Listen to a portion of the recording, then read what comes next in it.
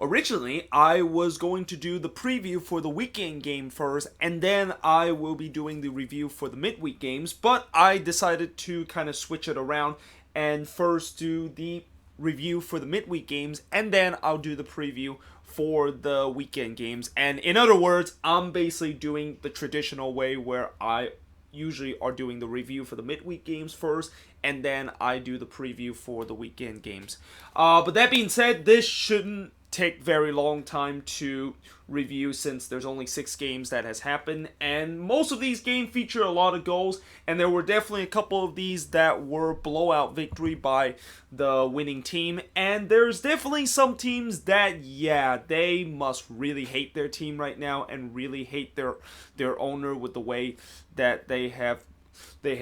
pretty much manage and own this team. And one of those team that is having that feeling is the Houston Dynamo, who lost 5-0 on the road against Atlanta. And this game was over by the 6th minute. And although in the 6th minute that wasn't the first goal that Atlanta scored, that was when Albert Elise was giving his marching order after he got his second yellow for bumping into the ref. Now, I understand that there are some fans that said that it was a very soft kind of second yellow and very soft red card because of the fact that Elise didn't look like he made a lot of contact to the ref, and if anything, the ref kind of instigated that contact that Elise had decided to do. But in my opinion, anytime when you're a player and you make any contact to the ref, that's an automatic red card, or at least it's a yellow card too. And considering the fact that before this, Elise actually kicked the ball toward the linesman, and that could have easily been a red card too, yeah, there was no doubt in my mind that this was the right call, that Elise is giving his marching order. And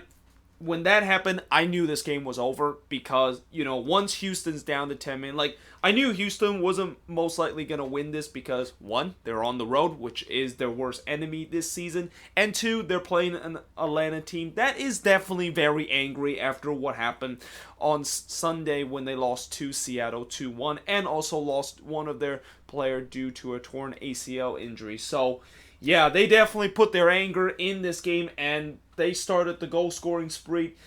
with Darlington Nagbe, who scores his first ever goal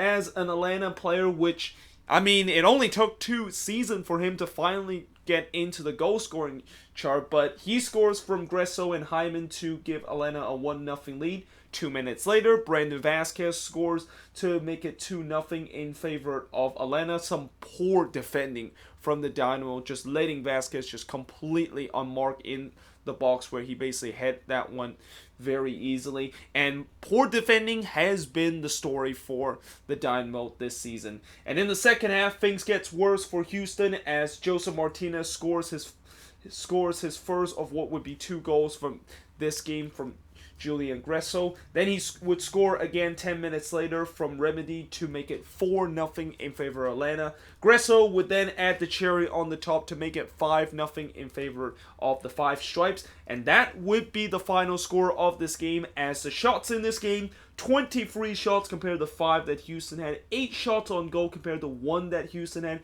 11 shots off target compared to 3 that Houston had, 4 shots that was blocked compared to 1 that Houston has, and possession-wise, 70% possession compared to 30% possession that Houston has. And there is no doubt that this was a one-way traffic kind of game, and that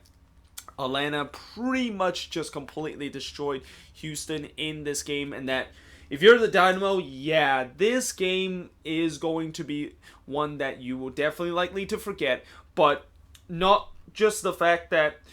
you lost 5-0 to Atlanta that you want to forget, but now knowing the fact that Elise is going to be suspended for the next game and might be suspended for another one because of the fact that he bumped in with the referee, and it's going to be interesting to see what the disciplinary committee is going to do with Elise and whether they decided that is he going to get another game suspension because of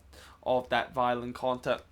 kind of situation there. Yeah, this is definitely not good for the Dynamo. Losing their best player now after kind of a bonehead play in the 6th minute not only really cost them in this game, but it could really cost them in future game because as we've seen so far with the Dynamo this season, without Elise, this team is very, very bad. But moving on into the next game, and another team that certainly have their fans kind of up in arms about the owners that they had. I mean, you talk about the Dynamo with a lot of the fans are absolutely pissed off with the owner and also the coaching being incompetent and also being cheap. Whitecaps fans are kind of having that same feeling too because they lost 4-0 against New England, and New England absolutely dominate this game from start to finish. But they didn't get their first goal until late in the first half when Gustavo Bo scores on his debut from Carlos Gil, and it's only fitting that he would score on his debut and repay that $10 million that New England, of course, gave him when he scored an absolute golazo that I think could be the winner of the goal of the week competition. I mean, the way that Carlos Gil delivered this one from the corner, and he basically hits it on the volley from a corner, which is just incredibly difficult to try to get it right. Somehow, Gustavo Bo got that technique absolutely spot on, and he absolutely rifled that one into the back of the net to give New England a 1-0 lead. And to just shows you how New England absolutely dominate this game and absolutely dominate in the first half, Vancouver had 0 shots and 0 shots on goal in the first half. Like, that arguably has to be the worst first half I have ever seen with the Vancouver Whitecaps, where they barely had the ball at all in the first half, and also they didn't even have a shot on goal in this. I mean, Matt Turner basically didn't even do anything in the first half with how quiet it has gone on. Now, in the second half, they did started to get a couple of chances in the beginning part, and they also had a shot that came off the post and that they could have got the equalizer, but New England would continue to dominate, and eventually they did get the second goal when Fagundes scores from Pinea, and once that second goal went in, that's when Vancouver basically capitulated and the floodgate was opening. 3 minutes later, Carlos Gil scores for Fagundes to make it 3-0 in favor of New England. Then 5 minutes later, Theo Bunbury continue his hot streak from Pinea to make it 4-0 in this game. And in terms of the shots in this game, and to tell you why New England absolutely dominate this game, they had 33 shots in this game compared to 6 that Vancouver has. 12 shots on goal compared to 0 that Vancouver has. 11 shots off target compared to 4 that Vancouver has. 10 shots out of ball compared to 1 that Vancouver has. And possession-wise, this actually is supposed to be 52. I'm not quite sure why I only put like 7 right there. New England did not have 7% possession.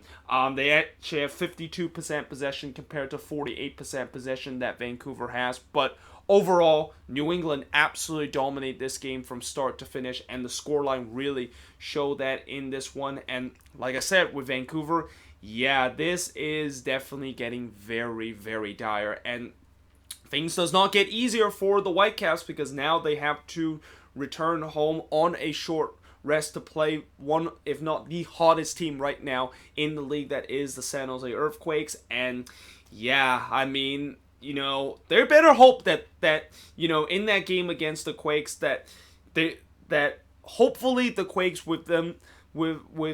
not doing very well on the road, and the fact that the Whitecaps overall in their history has a good record against the Quakes at home, that might be the only hope that they are going to get a win or a draw out of this, because things are just going really bad with the Whitecaps. And that, obviously I know, unlike the Houston situation where, I'm pretty sure a lot of fans are trying to call out the owner for being cheap, and also they want to call their head coach Wilmer Cabrera to get fired very soon. For Vancouver, I don't think Marc Dos Santos is going to get fired, and I don't think this is, with what has gone on with Vancouver this season, has to do a lot with what Marc Dos Santos has done with this team, because simply when he has given this team to play not only he has not given enough time to get this team to be kind of a team that maybe could compete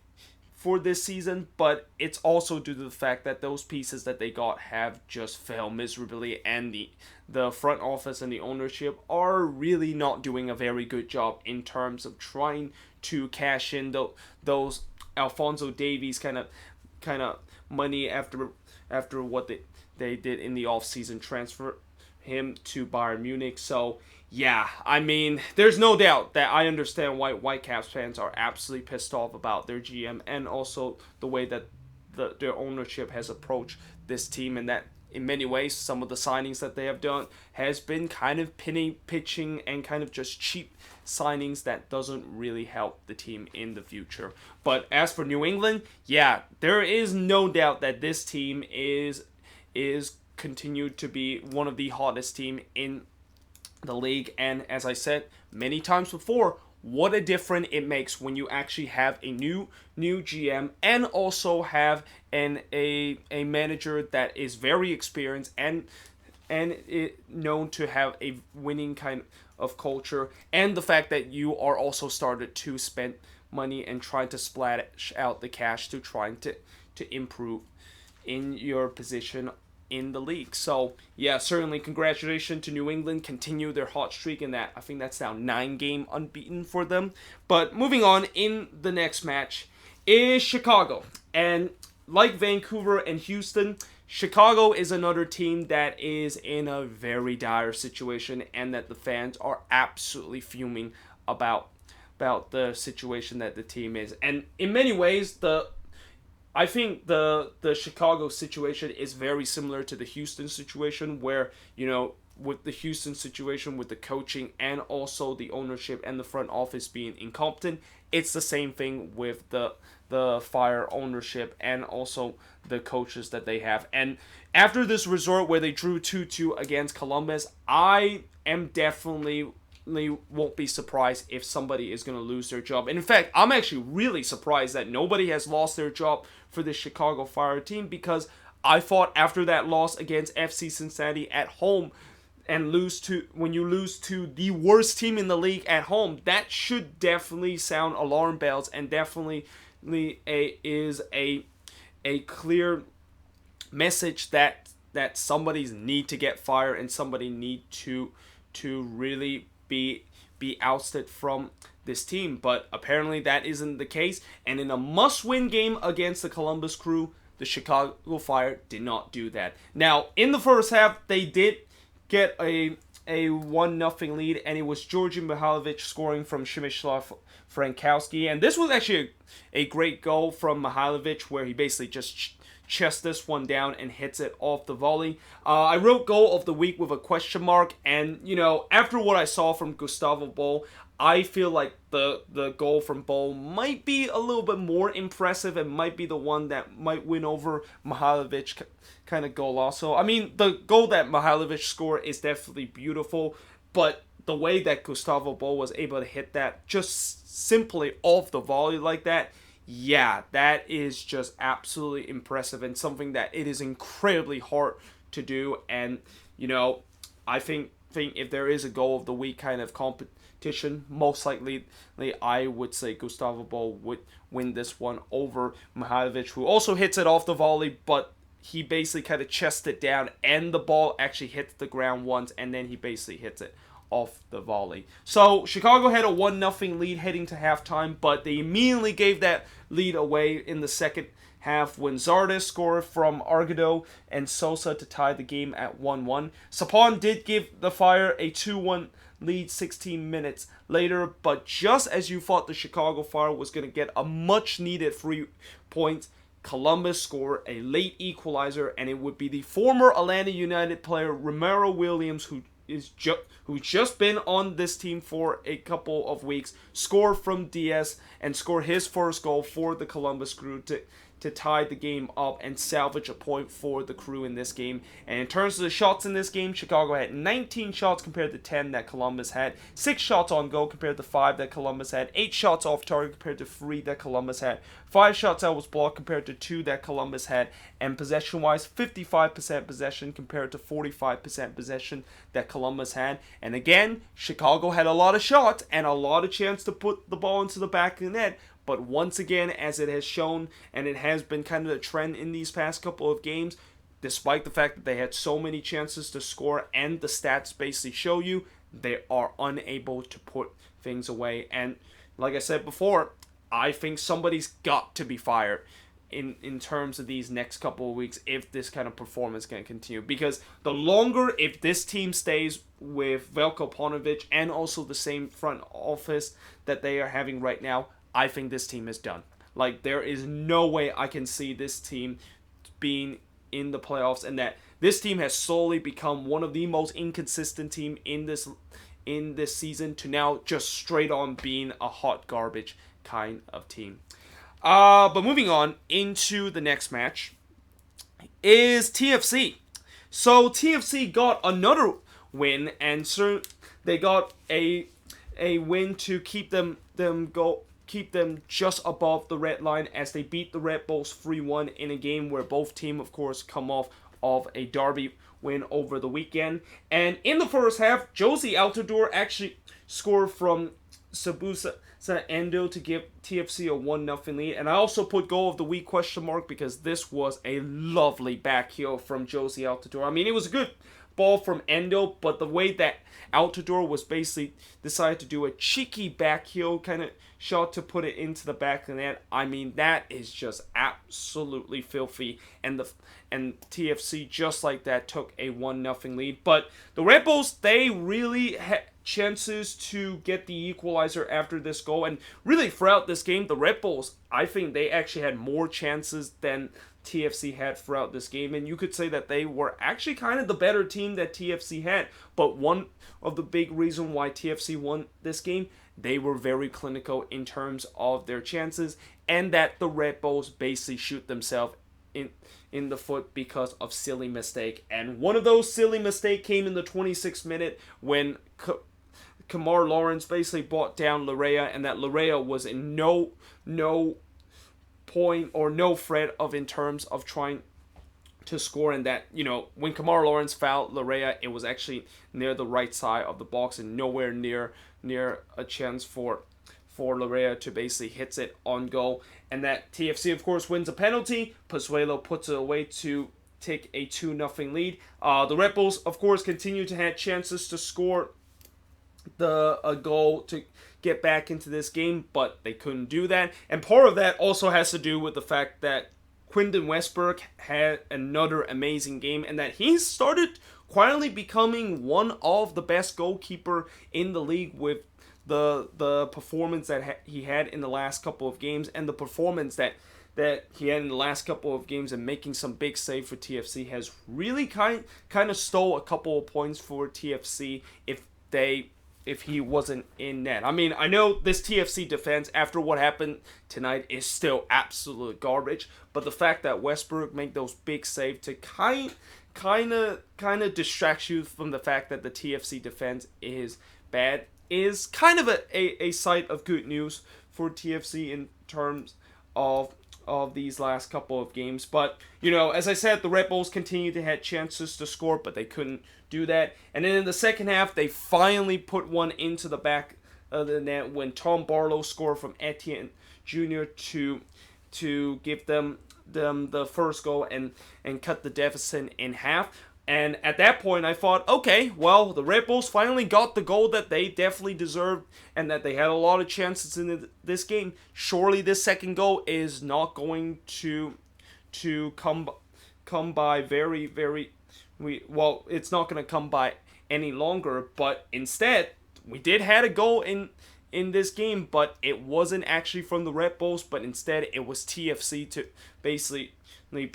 pretty much just shut the door with this third goal when Ashton Morgan scores the third goal, and that again, like I said about how the Red Bulls kind of shoot themselves in the foot in this game. In this incident, there was a confusion between Michael Murillo and Robles, and it looks like Murillo was very undecided whether or not if Robles was going to claim to the ball or that he wanted to just kind of clear it out. It looks like he was thinking that Robles was going to get to the ball, so he kind of let the ball rolling, but instead that was not the case, and that good heads up play from Ashton Morgan to basically pickpocket Murillo and hits it into the back of the net to take the 3-1 lead, and eventually that would be the result of this game. And in terms of the shots in this one, the Red Bulls had 20 shots compared to 9 that TFC had, 7 shots on goal compared to 4 that TFC had, 5 shots off target compared to 8 shots off target compared to 4 that TFC had, 5 shots that was blocked compared to 1 that TFC had, and the Red Bulls had 53% possession compared to 47% possession. And like I said, despite the fact that the Red Bulls, according to the stats, were definitely the better team and had more of the good opportunity, because of the fact that they weren't being very clinical and that the TFC goalkeeper Quinton Westberg was on his game, and also they shoot themselves in the foot with some sloppy mistake that lead to goals that TFC score in this game. That is the reason why they aren't unable to get all 3 points or even get a point out of this game. So this is a very frustrating loss for the Red Bulls, but for TFC, it's a good win for them, and hopefully now that they got back-to-back wins, they can get themselves some confidence and trying to kind of start a winning streak to stay away from in danger of falling below the red line. And, despite the fact that they have now won back-to-back game, that doesn't mean the fact that they are not in danger of falling below the red line, because New England are right behind them and that they continue, they're still on this very hot streak. So as long as if New England continue to win, TFC has got to continue to win. Otherwise, they will fall below the red line if that is the case. But moving on into the next match is DC. Boy, oh boy, it was a much needed win that DC won in this game against FC Cincinnati, and that for the first time since probably a while ago, they actually have won a game by scoring more than the 1 goal that they have been on in these last couple of months. Because in the last couple of months, DC have not been very good in terms of scoring goals, and that they really struggle in terms of trying to find the ball into the back end net. And even when they do find the ball into the back end net, they still aren't able to find themselves getting all 3 points. Well, the good news is they finally are able to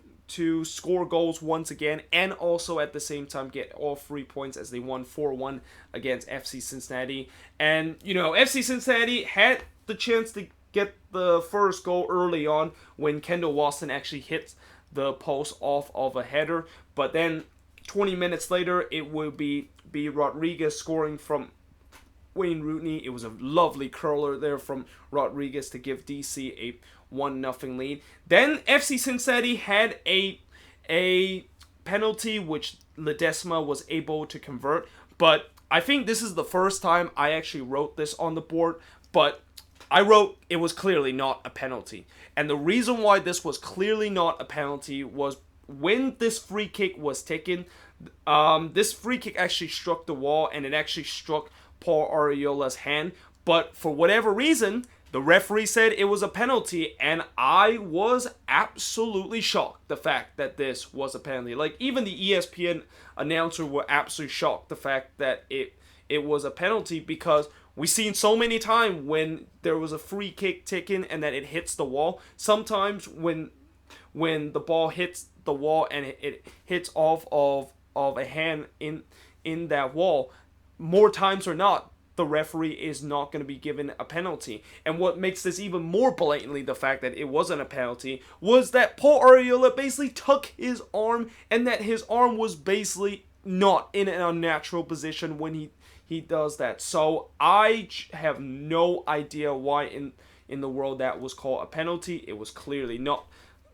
a penalty in my book, but apparently the referee says that, and FC Cincinnati was able to take advantage of that break and tied the game up at 1 apiece. But fortunately for DC, that penalty didn't really cost them the game. I mean, if that actually cost them the game, then I definitely feel like DC was clearly hard done in this game, and I think DC fans have every right in terms of being angry the fact that they couldn't get 3 points in this game. But they would retake the lead when Rodriguez scores from Ariola to give them back the lead at 2-1. Then Wayne Rooney scored from Jara to give them a 3-1 lead before Ariola scores from Rodriguez to give them a 3-goal lead and win this game, or getting them a 4-1 lead, which is the margin that they win in this game. And in terms of the shots in this one for DC United, they had 17 shots compared to 11 that FC Cincinnati has, 8 shots on goal compared to 3 that FC Cincinnati has, 5 shots off target compared to 2 that FC Cincinnati has, 4 shots that was blocked compared to 6 that FC Cincinnati has. And despite the fact that FC Cincinnati has 57% possession compared to 43% possession that DC had, DC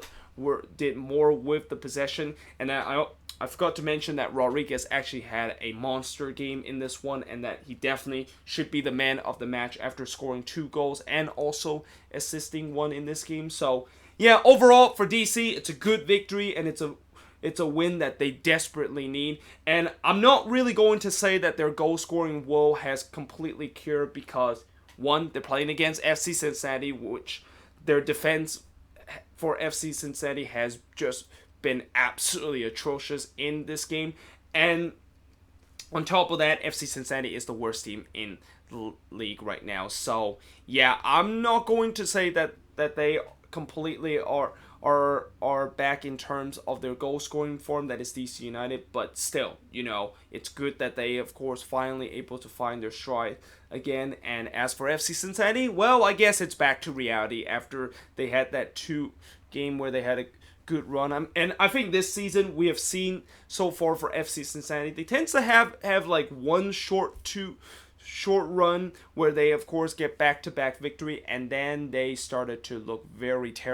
terrible and look absolutely awful. Hopefully that will not be the case for FC Cincinnati for this next stretch, where they are not going to get a win until who knows when they're going to get their next win for the remaining of this season. But last but not least, in this review for the midweek games, we got the Portland Timber drawing 1-1 against Orlando City, and this has to be a very frustrating game for the Portland Timbers, because they absolutely dominated this game. And despite the fact that I have shown you so far that when you see teams this week has been absolutely dominating their opponents and able to get 3 points and blow them out, this game was not the case for the Portland Timbers. And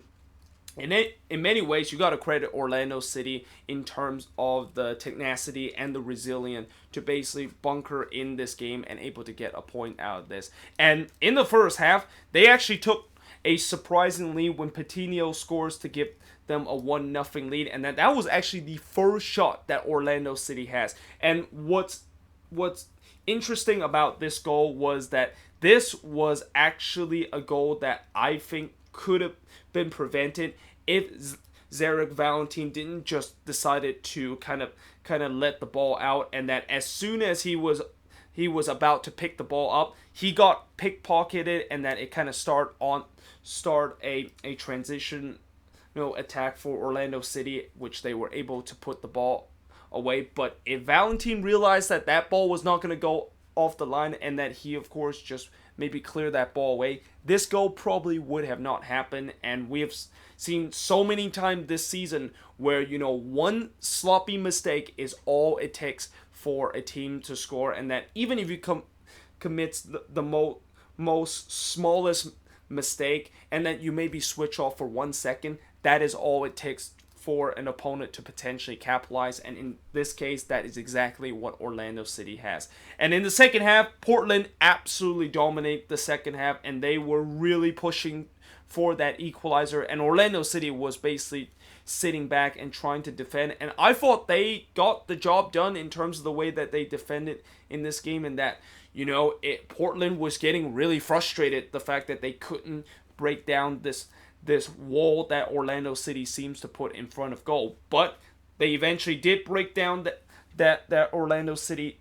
resistance when Abobasi scores from Fernandez and Moreira to tie the game up at 1 apiece. But that would be the only goal that Portland would get in this game, as when you look at the shots in this one, yeah, it was very, very one-sided. Portland had 26 shots compared to just 2 that Orlando City has. 4 shots on goal compared to 1 that Orlando City has. 16 shots off target compared to 1 that Orlando City has. 6 shots that was blocked compared to none that Orlando City has. And possession-wise, 64%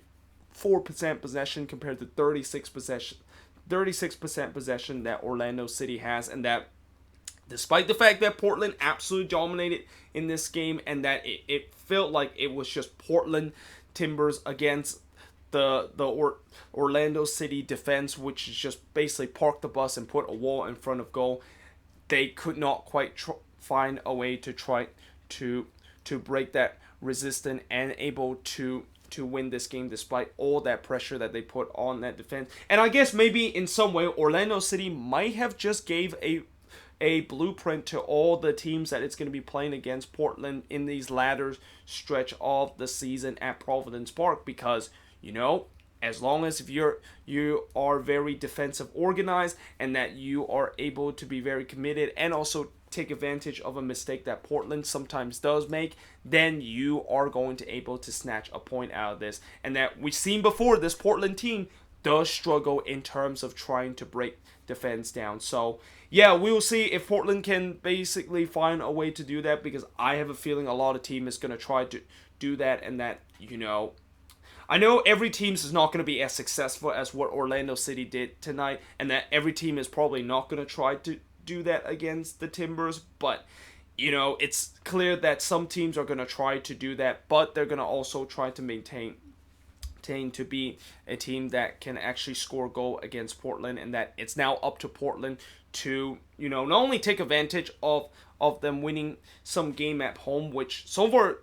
this season they have already dropped 2 games at home without getting all 3 points, and that I'm not going to be that worried yet, the fact that Portland might not make the playoffs because they dropped points at home now in 2 straight games. But you also got to think that they need to really start win those home games if they really want to climb up the table. And drawing these last 2 games are definitely not going to help their case in terms of trying to make the playoffs. But that being said, I hope you guys enjoyed this video. If you do, make sure you guys leave a like, smash that subscribe button. I'm of course going to now just erase the board and put up the preview that we're going to have this weekend, which there are definitely a lot of big games just like last week. And we also have the 2 biggest derbies that's going to be happening this weekend. We got El Tráfico and Cascadia derby that's going to be happening this weekend that I'm going to be previewing. And yeah, hope you guys enjoyed this video, and I of course will see you guys next time.